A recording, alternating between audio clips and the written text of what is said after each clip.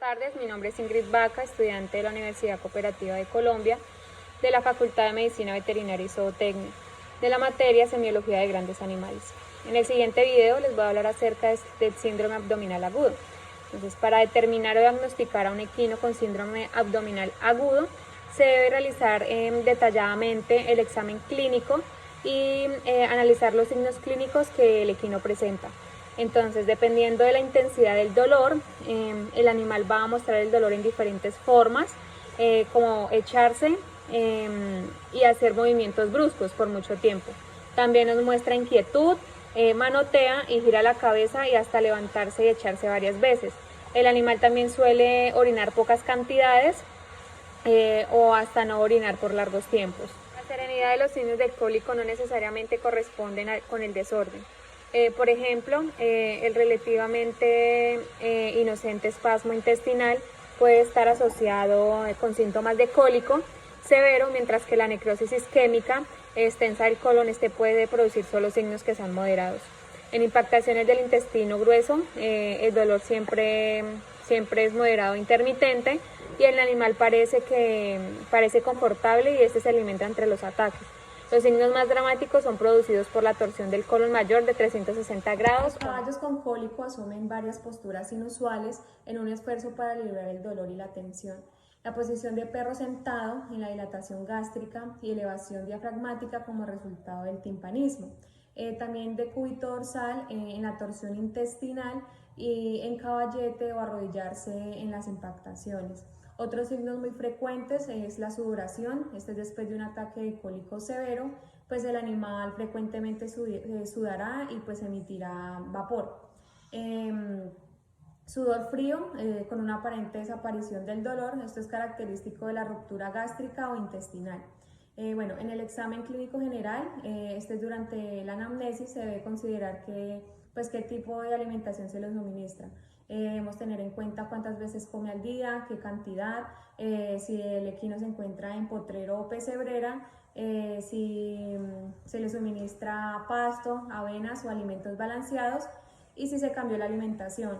También debemos tener en cuenta si el cuadro apareció en un solo animal o hay varios afectados. Bueno, entonces hay varios factores importantes, entre ellos encontramos el agua. Allí debemos tener en cuenta si toma de bebedero de media caña, si toma en balde o de bebederos automáticos. También tenemos que ver en cuenta qué cantidad se le suministra por día y pues debemos tener en cuenta también qué alimentos, que sus alimentos sean balanceados y si no tienen ninguna disponibilidad suficiente, pues que no se le puede indicar una sobrecarga. En las desparasitaciones, entonces allí debemos tener en cuenta la fecha de la última desparasitación, qué producto se utilizó y qué cantidad se le suministró. También debemos tener en cuenta las especificaciones del cuadro, cuándo comenzó, si fue medicado, con qué medicamento y pues si responde a la medicación. Estas preguntas son importantes ya que, bueno, por ejemplo, una encarceración o un estrangulamiento, pues esto requiere cirugía antes de las 12 horas. Si el dolor es intermitente, si el dolor es continuo, si es leve, si es moderado o es fuerte, si el animal suda, si el animal se golpea el abdomen con los miembros, si está en decúbito esternal, si está sentado en la posición de perro y si se mira al flanco. También debemos tener en cuenta si el animal defeca, si la consistencia de la materia fecal es de qué color es, cuál es su olor y si hay presencia de material inerte, si hay contenido de mucus, de parásitos. Los parámetros clínicos que se deben considerar en un síndrome abdominal agudo deben ser el tiempo del cólico, que si es más de 6 horas o menos de 6 horas, si el dolor es discreto, es moderado, es continuo, si responde o no a los analgésicos, la frecuencia cardíaca se encuentra disminuida o aumentada. También debemos tener en cuenta la coloración de las mucosas, se encuentran de color rosado, hiperémicas, congestionadas o cianóticas, el reflujo gástrico si presenta o se encuentra ausente, la motilidad si se encuentra aumentada, disminuida, atónica o normal y si hay distensión abdominal. En la inspección, bueno, el estado general, si es bueno, si es regular, si es malo, si es caquéctico, las lesiones en cabeza, en carpos, en tarso, en lomos y en las tuberosidades coxales. También debemos tener en cuenta los signos, entre ellos la intensidad, la naturaleza, la aparición y la duración.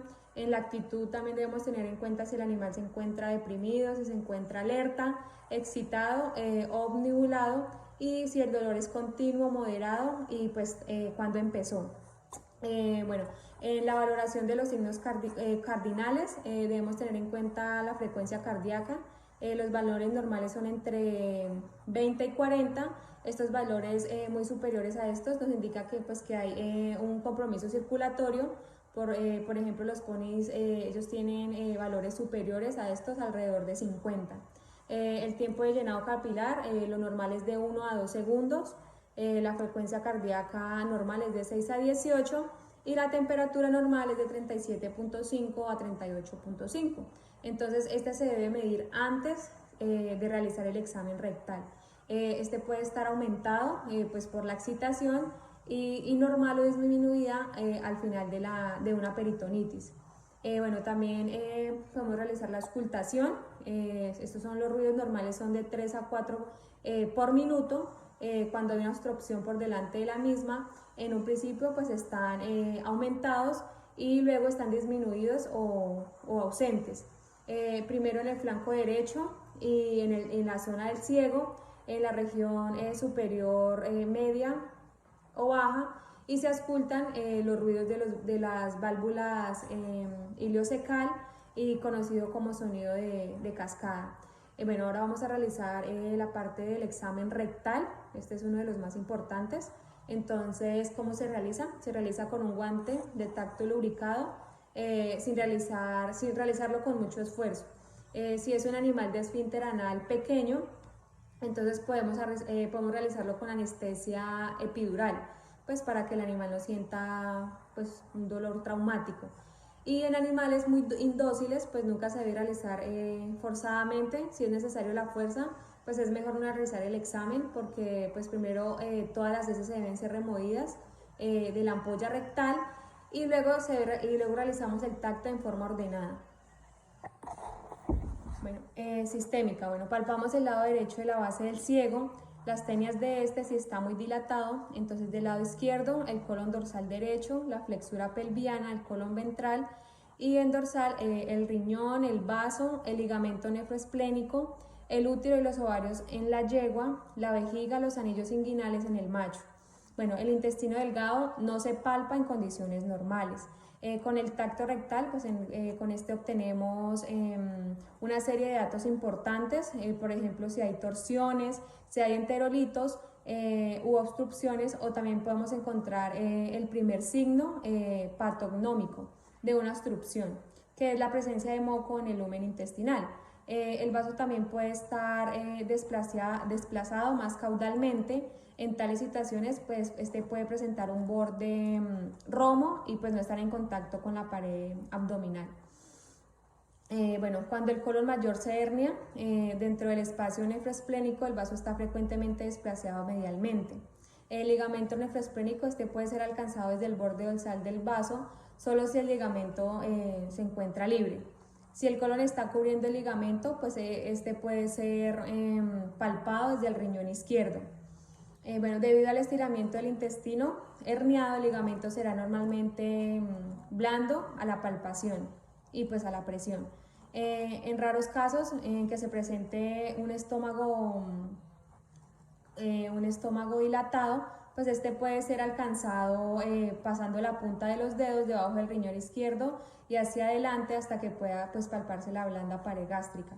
La raíz mesentérica anterior es solo palpable en caballos medianos o más pequeños. En estos casos pues pueden ser en los ponis, en los que la mitad caudal del riñón izquierdo también es accesible. Normalmente la aorta abdominal es totalmente palpable hasta la raíz mesentérica anterior, y sus pulsaciones pues estas pueden ser detectadas si el pulso está ausente o es frémito. Se podría sospechar de una aneurisma de la aorta mesentérica anterior. Entonces el intestino delgado no es palpable bajo circunstancias normales. En la obstrucción del intestino delgado con un estancamiento de ingesta hacia el estómago y la flexura duodenal caudal de una porción retrocecal. Esta puede... La otra...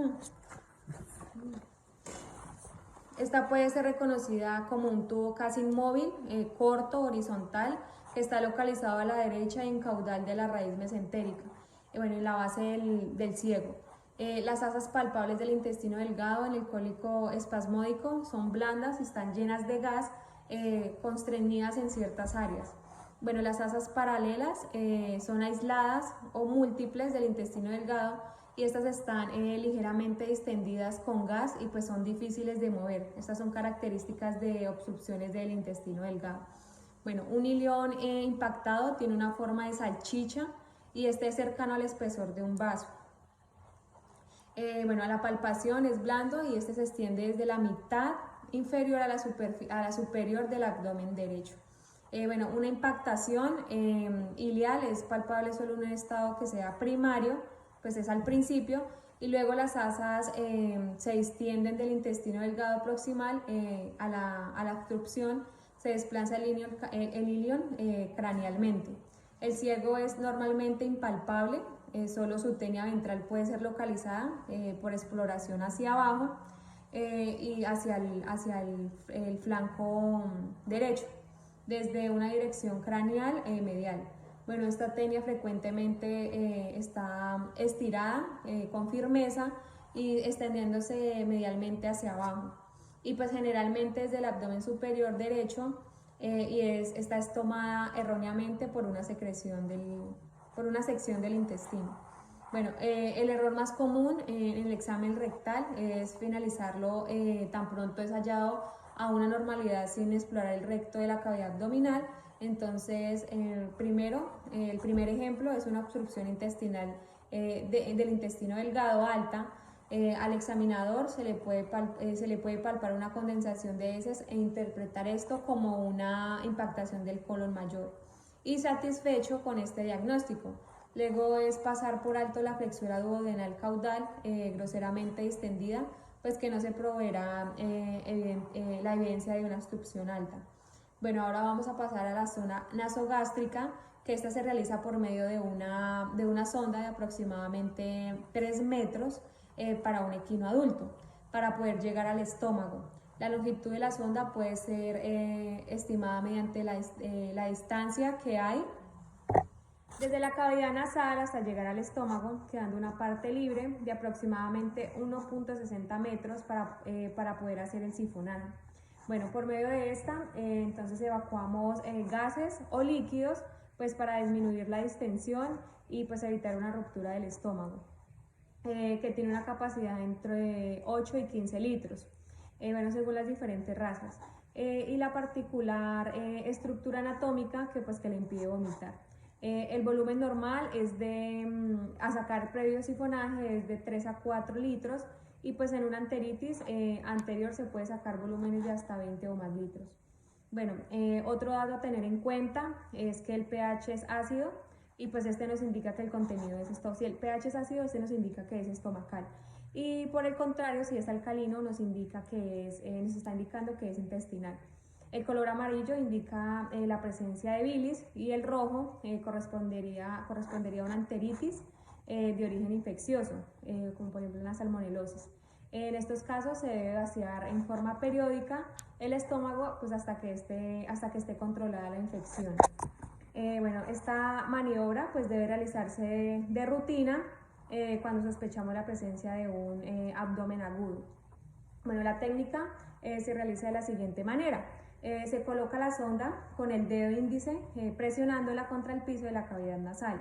Esperamos que se produzca el reflejo de deglución y pues pudiendo ver pasar la sonda por el lateral izquierdo del cuello. Bueno, comprobando que se encuentra en esófago, entonces se continúa luego hasta el estómago y se realiza el sifonaje pues para extraer el contenido estomacal.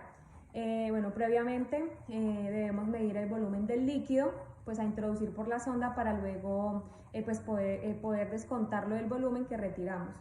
Bueno, no siempre sale el reflujo en forma espontánea, pues en algunos casos, por el contrario, el contenido estomacal se tapa, o sea, se tapa la sonda, y pues por tal motivo debemos realizar la maniobra varias veces para ir moviendo la posición de esta. Abdominocentesis. Bueno, con el animal en estación se anestesia una zona de unos 2 centímetros en la línea media ventral y se hace una incisión en la piel con una hoja de bisturí número 15. A través de la incisión y ligeramente a la derecha de la línea media, pues para evitar el vaso. Bueno, se introduce una cánula o una aguja de 18 hasta llegar al peritoneo. Las muestras se recogen en tubos con anticoagulante, ETA, pues para examen citológico, y en tubos estériles sin anticoagulante, pues para la inspección visual y el cultivo. Bueno, el color del líquido peritoneal, este es normalmente claro, es de tipo ceroso y no coagula. Es un líquido peritoneal turbio. Este nos puede indicar un incremento de glóbulos blancos y proteína total.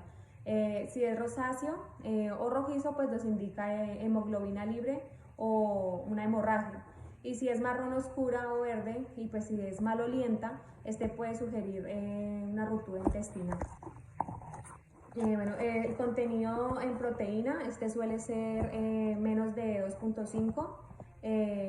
Cantidades mayores sugieren un proceso que sea inflamatorio o oclusión vascular con pérdida de fluidos y proteína. Los valores de fibrógeno son mayores de 10, y pues este nos indica una contaminación aguda o una hemocontaminación. Bueno, el recuento celular, este es normal, es de 10.000, y los valores aumentados, pues esto nos indica que hay un daño vascular progresivo y una diapedesis intraabdominal. Los incrementos en glóbulos blancos y proteínas sin incremento de glóbulos rojos, esto nos indica abscesos abdominales o una peritonitis. En infecciones agudas, este nos produce un incremento de neutrófilos y un incremento total y fundamentalmente pues de células mononucleares. La presencia de bacterias fagocitadas o libres, este nos indica una isquemia y una liberación de bacterias y pues unas endotoxinas, pues para no confundir el líquido intestinal. El análisis del líquido peritoneal es conducido de acuerdo con ciertos criterios que se los voy a decir a continuación. Bueno, los siguientes criterios son: el primero son desórdenes intestinales funcionales no acompañados de lesiones anatomopatológicas del intestino, tal como cólicos espasmódicos, impactación del intestino grueso de suave a moderado y timpanismo leve. La paracentesis, esta reditúa una pequeña cantidad de líquido que es amarillo, transparente y pues que se encuentra libre de contaminación visual. El segundo es la congestión venosa sin necrosis intestinal. Esta es tal como impactación del ilion, torsión o flexión del colon y el desplazamiento dorsal del colon mayor en el espacio nefroesplénico. En los casos agudos, el líquido peritoneal está moderadamente aumentado en volumen, siendo su color es ligeramente amarillo, para posteriormente tornarse más oscuro y pues ligeramente turbio. El tercero es la congestión venosa con infarto significativo y necrosis intestinal incipiente. Este es tal como el volvulo del yeyuno, hernias internas con incarceración y torsión del colon. Se encuentra una capa marcada de glóbulos rojos y blancos que están presentes en el sedimento. Las células rojas son halladas casi exclusivamente en el comienzo del infarto, pero pues las células blancas se hacen abundantes a medida que la necrosis progresa.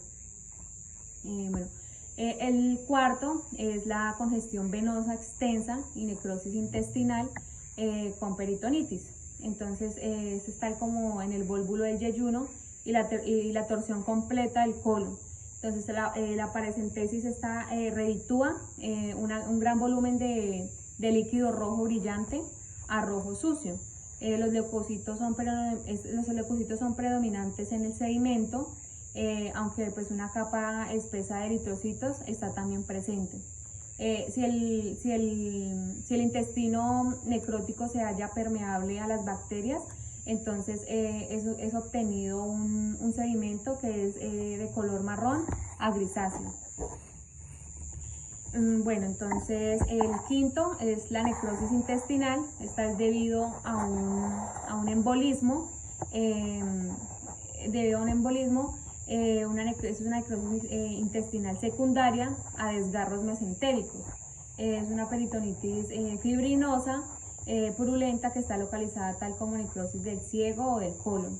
En estos casos, el color del líquido es desde rojo hasta amarillento sucio a verde y tiene un aspecto turbio y tiene una consistencia cremosa. Su cantidad es variable y pues frecuentemente es pequeña. La centrifugación redituará una capa de células blancas densas con relativamente pocos glóbulos rojos presentes.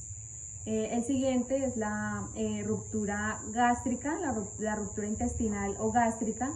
Esta es una peritonitis difusa. En estas situaciones se obtiene una gran cantidad de líquido que es muy turbio, es de color rojo sucio o verde, grisáceo. El sedimento contiene constituyentes de alimento, partículas de alimento, que son verde grisáceos, que se pueden observar mediante el microscopio, y numerosos glóbulos rojos y blancos. El líquido sobre el sedimento puede ser rojo anaranjado o como resultado de una hemólisis.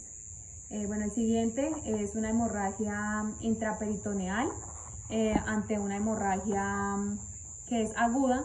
En esta localización, la paracentesis abdominal arroja sangre, se encuentran las partículas enteras, o sea, se encuentra la sangre entera, y contiene principalmente células rojas, cuya cantidad a la centrifugación esta correspondería aproximadamente al litro.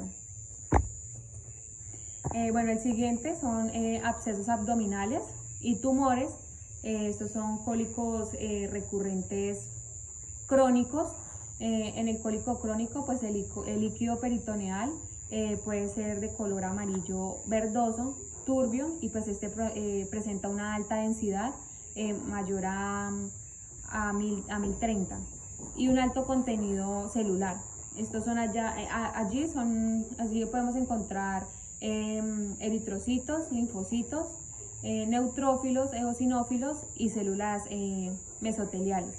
La diferenciación microscópica, esta puede proveer evidencias de abscesos de adenitis, de linfosarcoma y otra neoplasia que sean intraabdominales. Y la siguiente es ascitis, que es la paracentesis que arroja grandes cantidades de líquido claro y pues de color pajizo. Esta no contiene impurezas visibles y pues presenta una baja cantidad. Y por último, encontramos la ruptura de la vejiga urinaria, que el líquido peritoneal en este caso es claro o es muy ligeramente turbio, es de color amarillo pálido, y es colectado pues en grandes cantidades y pues parece orina, tiene el aspecto a orina. Y en casos de duda, pues la naturaleza del líquido es fácilmente demostrada con una tira reactiva, que son los valores de urea de 16.7 litros o más.